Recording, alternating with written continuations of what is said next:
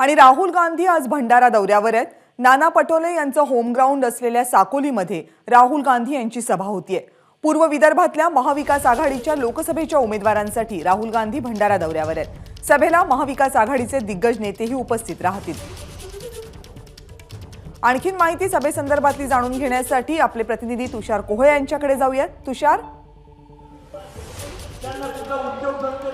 कविता, जर आपण बघायचं झालं तर राहुल गांधी महाराष्ट्रातील पहिली सभा भंडारा जिल्ह्यामध्ये होत आहे आणि नाना पटोले यांच्या गृह जिल्ह्यामध्ये ही भंडारा जिल्ह्यातली सभा असल्यामुळे याला विशेष महत्त्व प्राप्त झालेलं आहे। 2 दिवसाआधीच आपण बघितलं की पंतप्रधान नरेंद्र मोदी यांची नागपूरला सभा झाली, त्याआधी चंद्रपूरला सभा झाली होती आणि त्यामुळे त्यांना उत्तर राहुल माध्यमांचं देतात हे देखील बघणं महत्त्वाचं राहणार आहे। पण तुम्ही सभेची ही गर्दी बघितली तर अत्यंत बोलकी आहे। विशेष करून महिलांची प्रचंड संख्या आपल्याला इथे पाहायला।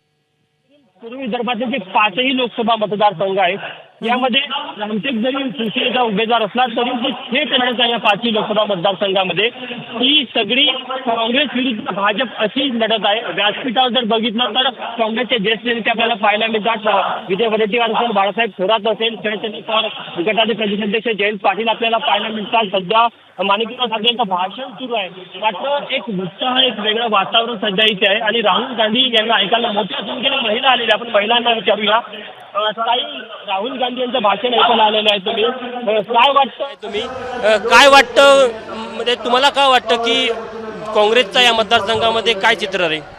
बिल्कुल, राहुल जी गांधी का यहाँ आने का बहुत बड़ा फ़ायदा हमारे उम्मीदवार डॉक्टर प्रशांत जी पटोले इनको होगा, क्योंकि हमारे राहुल गांधी दादा दादी और अपने पिताजी की जो पथ है, उनकी जो सीख व्यक्तिमत्व है।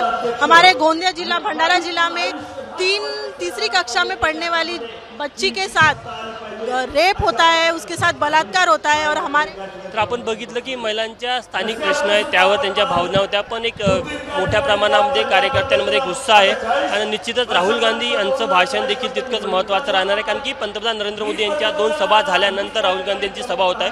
त्यामुळे पंतप्रधानाच्या भाषणाला राहुल गांधी विदर्भात येऊन कशा प्रकारे उत्तर देईल हे महत्त्वाचं असेल। एबीपी माझा, उघडा डोळे बघा नीट।